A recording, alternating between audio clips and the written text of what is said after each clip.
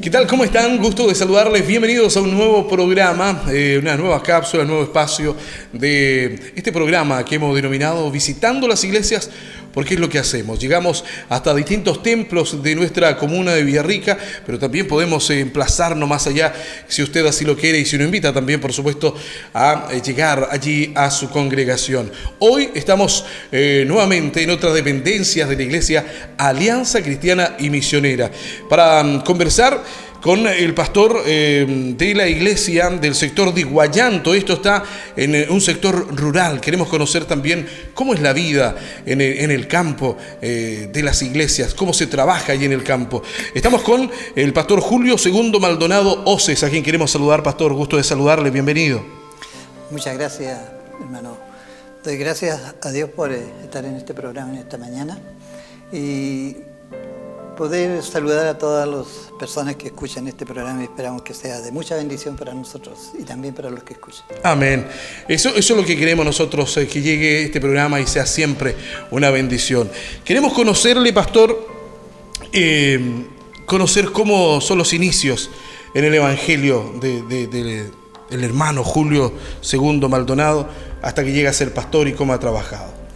Bueno, si me dieran un minuto durante este tiempo, más o menos 42 años que llevo de pastorado, pero doy gracias porque yo vengo de una familia cristiana. Mis padres eran cristianos, mis abuelos fueron los fundadores de la Iglesia Alianza Cristiana y Misionera en el sector ahí llamado El Aromo. Yo fui criado en el campo. Amén. Mis padres fueron muy celosos en las cosas de Dios, sobre todo la mamá. Ella fue una mujer muy íntegra en las cosas de Dios, siempre nos enseñaba. De niño, todos los días nosotros hacíamos nuestros devocionales, los papás hacían los devocionales. Estemos cansados o no estemos, porque el trabajo del campo es duro. Sí. Pero ahí en la noche cenábamos y ahí todos alrededor de la mesa, porque éramos 7 hermanos. Entonces todos ahí, los papás, y a veces había gente, amigos o parientes, y ahí ellos nos enseñaban la palabra de Dios.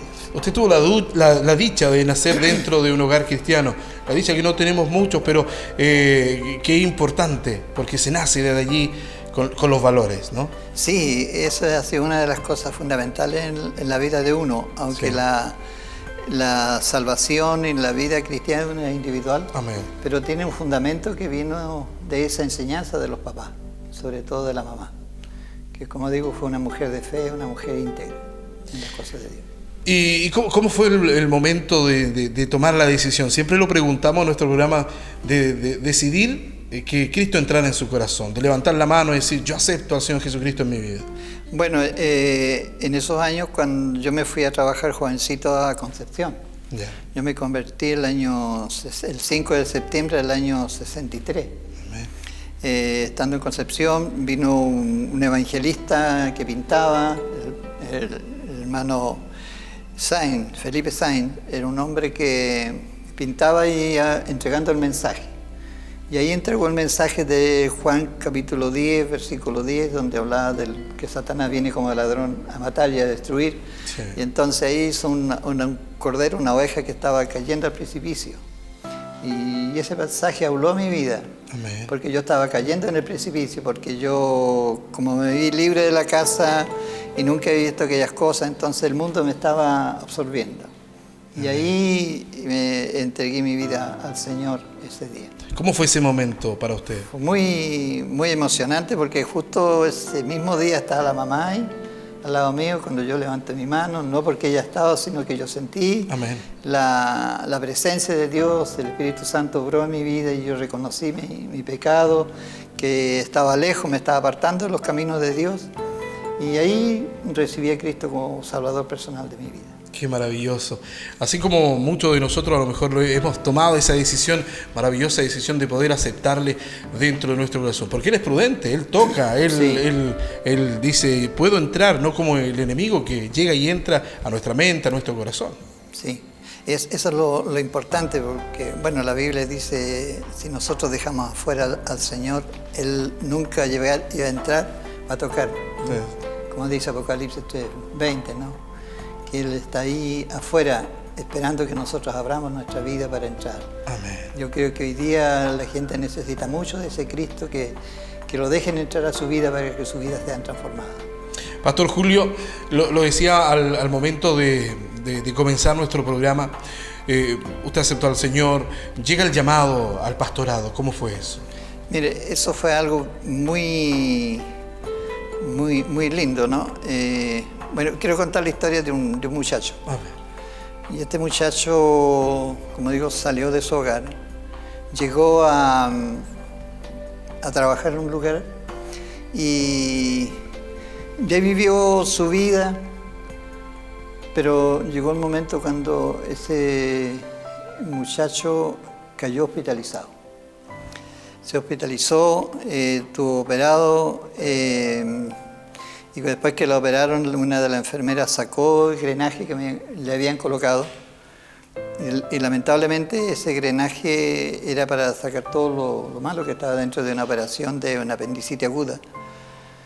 Y lamentablemente yo me grabé, se grabó la persona. Y llegó el momento que quedó ciego, no podía ver, 3 días que no veía nada, pero ahí se acordó de Dios.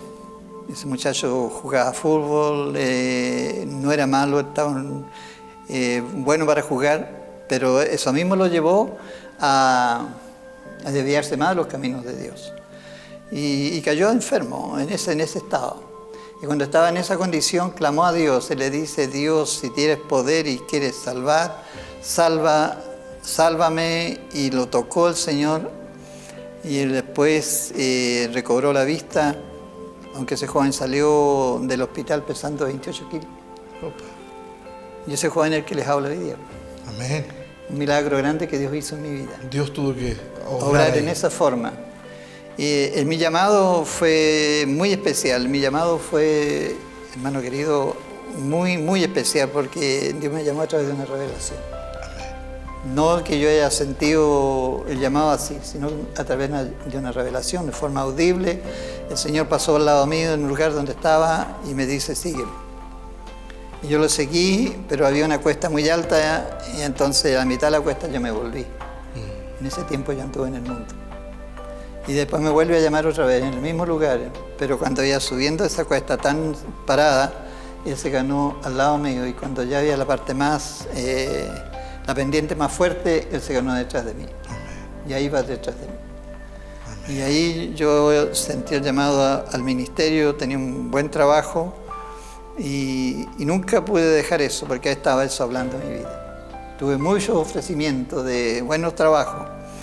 Con lo que yo ganaba en esos años, 2-3 días de trabajo, yo me compraba un terno de ropa completo.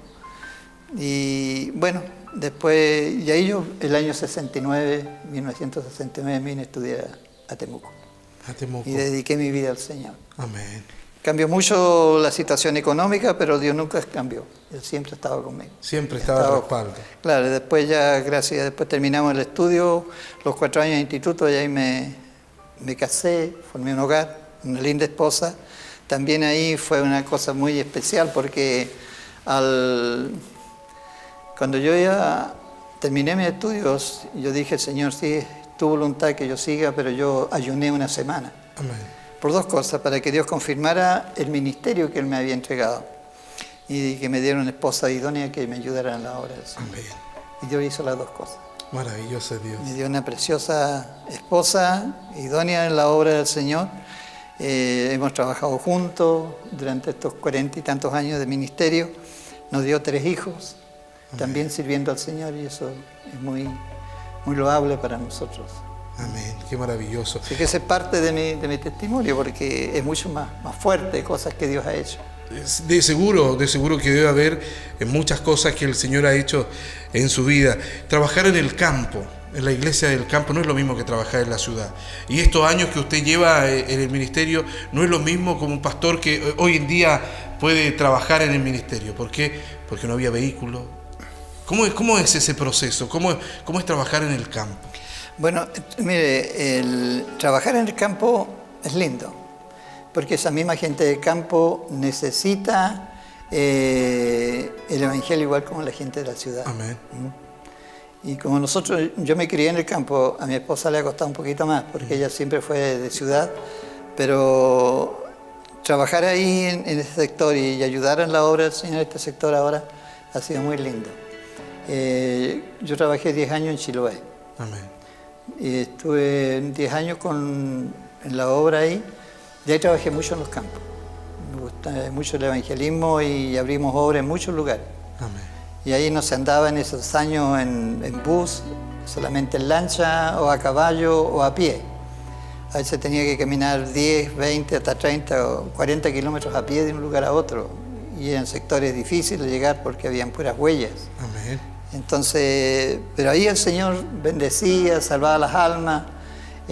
También nos apedrearon esos años porque eran personas en contra del Evangelio. Pero no nos importó aquello, seguimos trabajando y Dios nos dio grandes bendiciones en la obra del Señor. Amén. Porque Dios nunca falla. Nunca falla, obviamente. Y una de esas bendiciones que nos pueda relatar, aparte de todas esas almas que se han ido rescatando. Bueno, de antes de entrar al ministerio, voy a volver un poquito atrás, ahí, cuando era joven, era muchacho, más o menos tenía unos 15 años, trabajamos con el papi y teníamos que ir a trillar a otro lugar. Y mamá estaba muy enferma. Y estábamos los tres en la casa y mamá tenía que quedar sola en la casa, pero muy grave. Y era más o menos a las 5 de la mañana porque nos levantamos temprano. Teníamos que salir con las bueyes con las carretas para ir a trillar ese trigo. Pero había algo en mi corazón y yo me dejé las bueyas afuera y me fui al cuarto de la mamá y le dije, mami, yo quiero orar. Y oré en ese momento por ella, siendo un muchacho. Y cuando volvimos al mediodía con el papá, ella estaba picando leña. Me dice, cuando tú oraste, transpiré tanto que tuve que cambiarme ropa y ya no hay ningún dolor en mi cuerpo. Dios la sanó, Dios hizo un milagro ahí. Y así Dios ha hecho muchas cosas. Ahora, otro de los milagros grandes fue cuando ella estuvo muy grave en Pucón, desahuciada casi de los médicos. Ella falleció en mi brazo y el papá estaba ahí también, estábamos los dos. Y ella fallece en mi brazo, y la llevamos a la cama, la acostamos, la dejamos ahí, ella misma colocó sus manos sobre su pecho. Y bueno, partió para estar con el Señor. Pero cuando el papá salió del lugar donde estábamos, porque estábamos en el campo también en la casa de una hermana, salimos de ahí, salió él a avisar a la gente, a la familia sobre todo. Yo lo llamé y le dije que volviera. Y volvió, me dijo, ¿qué pasa? Le dije, ¿por qué no oramos? Y él me miró diciendo, ¿para qué vamos a orar si ella ya falleció? Ha muerto. Pero en ese momento entramos al departamento, o sea, al cuarto ahí, y la destapamos, sacamos la sábana de su cara, y le dije, Señor, si tú eres el Dios de Elías, eres el Dios de Eliseo, y eres mi Dios, y tú me has llamado para que yo sea tu siervo, haz un milagro, resucita mamá. Terminé de orar y la mamá se sentó en la cama. Y Dios le dio vida 23 años más. Gloria a Dios. Entonces son cosas que quedan tan marcadas a uno cuando es joven. Amén. Como Dios es un Dios de milagros, Amén. un Dios grande. Qué maravilloso. Estamos conversando con el pastor de la Iglesia Alianza Cristiana y Misionera del sector de Guayanto, Julio II Maldonado Oces. Seguro la gente del sector de Huizcapi, de esos sectores también, y por qué no Villarrica, lo conoce, a lo mejor ha trabajado con él y le ha entregado una palabra. Nosotros queremos separarnos, vamos a seguir conversando con él, pero después de esta pausa comercial. Estamos de regreso en Visitando las Iglesias, aquí en las pantallas de Canal 2 de la televisión por cable Plug and Play, conversando en dependencia de la Iglesia Alianza Cristiana y Misionera de la ciudad de Villarrica, con el pastor de esta misma iglesia, pero en el sector rural de Guayanto, el pastor Julio II Maldonado Oces. Nos quedamos con ese maravilloso testimonio, es impactado también, primero por la fe, ¿cierto? De pedirle al Señor a través de una oración de que resucitara a la mamá. pero también es la importancia de la oración, mi pastor. Yo creo que la importancia más grande de un cristiano, el valor más grande que tiene un cristiano, un seguidor, porque un cristiano es un seguidor de Cristo. Amén. Evangélicos hay muchos. Sí, por supuesto. Pero un verdadero cristiano es un seguidor de Cristo. Amén. El que no le importa lo que la gente diga de ellos, pero es seguir el camino del Señor. Y eso es lo grande y lo importante en la obra de Dios. Sí. Y vemos el poder de la oración. Es grande, es maravilloso. Si nosotros vamos a la Biblia encontramos hombres de oración como Daniel, que era lo que alguien dijo, un predicador dijo, el hombre limpio. Y es verdad, porque en Daniel no hay nada que se le pueda decir algo negativo, todo era positivo. Él oraba y Dios respondía a la oración, y eso es lo importante cuando Dios responde a la oración. Muchas veces hay personas que oran, pero dicen, bueno, Dios no me contestó la oración, pero hacen una oracioncita. Exacto. Y no buscan el poder de la oración, cómo Dios se manifiesta, los milagros que Dios hace. Dios ha hecho en nuestro ministerio milagros grandes con nuestra misma familia. Amén. También mi hijo mayor, que él falleció en mi brazo y hizo lo mismo y Dios le volvió a la vida. Gloria a Dios. Entonces, ¿cómo uno no va a poder decir que la oración tiene poder? Por eso la Biblia dice allí en el libro de Mateo, perdón, el libro de los Hechos, capítulo 4, versículos 29, dice: ahora, Señor, mira sus amenazas y concede a tus siervos que con todo denuedo hablen tu palabra. Y mientras extiendes tu mano para que se hagan sanidades y señales y prodigios mediante el nombre de tu santo Hijo Jesús. Dice la Biblia que cuando hubieron orado, el lugar en que estaban congregados tembló y todos fueron llenos del Espíritu Santo. Gloria a Dios. Eso es lo grande, el poder de la oración, cómo nosotros podemos orar, porque la oración es la profundidad, como dije, de la vida cristiana. Las cosas que suceden cuando oramos. Cuando uno lee el libro de los Hechos se da cuenta de aquellos grandes milagros que Dios hizo. Amén. A través del pueblo. El pueblo no se amedrentó cuando vino la tremenda persecución en Jerusalén. Ellos tuvieron que huir porque también era una orden de Dios, de Jesús, que ellos tenían que salir de ese lugar. Y cuando fueron a Samaria, llegaron a aquellos otros lugares, dice que iban por todas partes anunciando el Evangelio de Jesucristo. Y hoy día no, hoy día las iglesias, lamentablemente, el cristiano ha cerrado su corazón al Señor. Hay muy pocos hombres, muy pocas mujeres de oración. Y yo creo que debemos de buscar volver a esos tiempos de la Biblia, ¿no es cierto? Buscar el poder de Dios. Cuando ellos escucharon a los apóstoles, dice la Biblia, cuando la iglesia escuchó a los apóstoles, cuando ellos vuelven a reunirse con la congregación, estos hombres que habían estado presos por causa del Evangelio. Y ellos mismos dijeron, nosotros no podemos callar, no podemos guardar silencio de lo que Dios ha hecho con nosotros. Amén. Y eso es lo grande, nosotros no podemos callar. Un cristiano, yo creo que no puede callar lo que Dios ha hecho. Yo no puedo callar, porque yo en este momento podía estar tranquilo en mi casa, yo estoy retirado del pastorado en la parte administrativa, lo que se le llama jubilado, pero yo no me creo jubilado. Estoy retirado, yo podía estar tranquilo en mi casa, trabajando en el campo. Sí. Pero hay algo en mi corazón que no se ha apagado. Y el seguir predicando el Evangelio. Amén. Y eso es lo grande. Dios ha obrado en forma maravillosa. El último milagro que Dios hizo en mi vida fue ahora 6 años atrás, de un cáncer que yo tuve al estómago. A mí me extirparon todo el estómago y la mitad del esófago. Y los médicos habían dado 2 meses de vida, pero aquí estoy, con vida. Amén. El doctor me dijo, usted en 5 años, si sigue viviendo, puede subir unos 5 kilos, y subió 15. Veo cómo la mano de Dios obra allí. Y ahí yo tuve una revelación del Señor muy grande, muy, muy hermosa. Por eso yo no puedo callar aquello. Amén. Una noche yo estaba muy grave, muy mal. Y en ese momento yo sentí, hice mi devocional, apagué la luz. Y en ese momento soy me cubre una luz celeste, pero tan hermosa.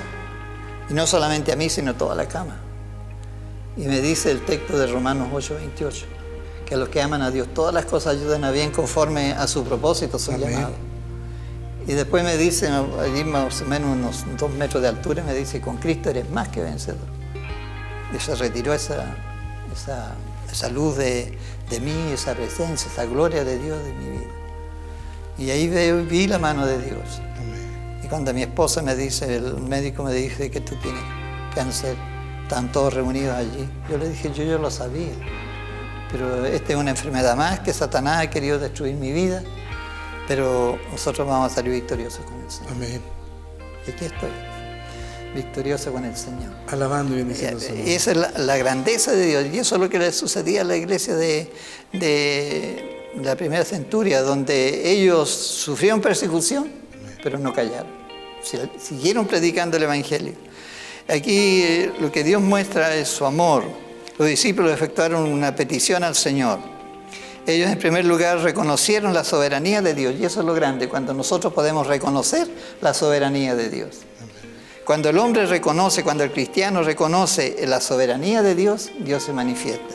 Y dice la Biblia, y ahora Señor, mira sus amenazas y conceda a tus siervos que con todo denuedo hablen tu palabra, y mientras extiendes tu mano para que se hagan sanidad y señales y prodigios mediante el nombre de tu santo Hijo Jesús. Y dice, cuando hubieron orado, el lugar tembló. ¿Qué pasaría hoy día si la iglesia orara en esa forma? ¿Cómo sería nuestro país distinto a lo que estamos viendo? ¿Cómo nuestro país está cayendo en la inmoralidad? ¿Y dónde está la iglesia? ¿Dónde estamos nosotros como cristianos? ¿Qué estamos haciendo? Yo hago un llamado en este momento a los cristianos, los líderes, que nos unamos en oración. Yo creo que es tan importante esta parte de la oración. Dice que el Espíritu Santo de Dios ocurrieron 7 cosas tan importantes ahí. Y las voy a mencionar. El lugar tembló. ¿Y qué sucedió? Todos fueron llenos del Espíritu Santo. Hablaron con denuedo a la palabra de Dios. Hubo unidad de corazón compartida con todos aquellos que habían orado juntos. Y eso es lo importante. No solamente debemos estar juntos, sino debemos orar. Debe haber una unidad. Dice que hubo un sentido de mayordomía en que todo pertenecía a Dios y debían ser usados para ayudarse unos a otros. Ellos se volvieron cristianos atrayentes y veraces. Ellos ministraron con gran poder. Entonces hay cosas tan importantes en la vida del cristiano. La seguridad de la visión que debe tener el cristiano también. Esa visión espiritual que será ampliada, sus metas serán cumplidas. La confianza que debemos de tener en el Señor. Sí. ¿Hay esa confianza en el Señor? Bueno, el Señor Jesucristo cuando estuvo acá en la tierra dijo que cuando Él venga hallará fe en la tierra. Porque nosotros podemos orar, pero tenemos que tener fe. Sí, importante complemento. Es muy importante la fe. Bueno, y en este espacio de visitando las iglesias, para ir cerrando nuestro espacio, le damos la conclusión a esta maravillosa palabra que usted nos comparte. Voy a mencionar algunas cositas que tengo escritas. Estaba hablando de la seguridad, de la visión que debemos tener como en la vida espiritual, ¿no es cierto? Sí.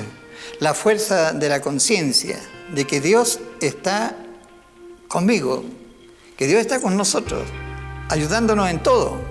La confianza que debemos de tener en el Señor, de las promesas que leemos en la palabra de Dios. El salmista dice, deleítete a sí mismo en Jehová, y Él te concederá las peticiones de tu corazón. Amén. Pero hay una actitud. A medida que tenemos comunión con el Señor, lo negativo es eliminado. La mente debe ser netamente cambiada. Debe de haber una renovación en nuestro entendimiento, en la mente, en el espíritu. El cristiano con una actitud humilde aprenderemos cómo fue Cristo mismo cuando Él dijo, aprender de mí que soy manso y humilde de corazón. Amén. ¿Para qué? Dice, y hallaré descanso para vuestra alma. Cuando la alma está tan fatigada con tantas cosas que vemos, ¿quién puede dar descanso? ¿Quién puede dar ayuda? Solamente el Señor Jesucristo. Amén. Pero también dice, habla de la limpieza. Confesar todo lo negativo, todas las ataduras, romperlas en el nombre de Cristo. Serás libre. Esto nos lleva al perdón, a la comunión recíproca entre los hermanos. Juan dice allí en su carta que la sangre de Jesucristo, su Hijo, nos limpia de todo pecado, ¿no es cierto? Amén. Dice que confesamos nuestros pecados. Él es fiel y justo para perdonar nuestros pecados y limpiarnos de toda maldad. El gozo del Señor es mi fortaleza. Amén. Y creo que debe ser la fortaleza de todos.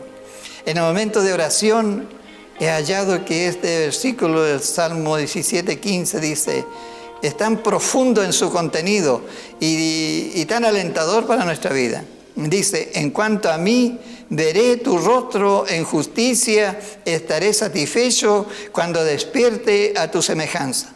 Amado hermano, no hay nada más grande y hermoso que conocer a Dios y tener esa verdadera comunión con Él. Amén. Que Dios les bendiga grandemente y sean bendecidos, y que este año 2016 sea un año de mucha prosperidad espiritual sobre todo, porque las demás cosas vienen por añadidura. Amén. Y nuevamente hago un llamado a todos los líderes en este momento que nos unamos en oración para que nuestro país sea liberado y nosotros podamos ver un país próspero, pero también en la parte espiritual. Que Dios les bendiga, hermanos. Amén. Gracias por este momento. El pastor Julio II Maldonado Oces, de la Alianza Cristiana Misionera del sector de Guayanto. No nos vamos a ir sin una oración, pastor. Nos guíen una oración para despedir nuestro espacio. Amén. Soberano Dios, Rey de reyes y Señor de señores, en esta mañana, Padre, le alabo, le glorifico, le exalto su santo nombre. Sí, Señor. Y en este momento, Señor, oro por aquellos que sufren. Oro, Padre, por aquellos que están, Señor, enfermos, aquellos que sufren de cáncer, aquellos, Señor, que ya han sido desahuciados por los médicos. Te ruego, Dios, que coloques tu mano sanadora allí, Padre Santo. Y también oro, Señor, por los líderes de nuestro país. Oro, Padre, para que las autoridades sean tocadas con tu presencia. Te ruego, Dios, que tu gracia y tu bendición también sea con este programa, Padre. Te ruego, Dios, una bendición para los líderes que están llevando este programa. Te ruego, Dios, que la gracia tuya, la bendición tuya, el poder del Espíritu Santo sea sentido en cada corazón. En el nombre de nuestro Señor Jesucristo. Amén. Amén. Amén. Así llegamos al final de esta cápsula, de este espacio. Siga junto a nosotros aquí en Visitando las Iglesias.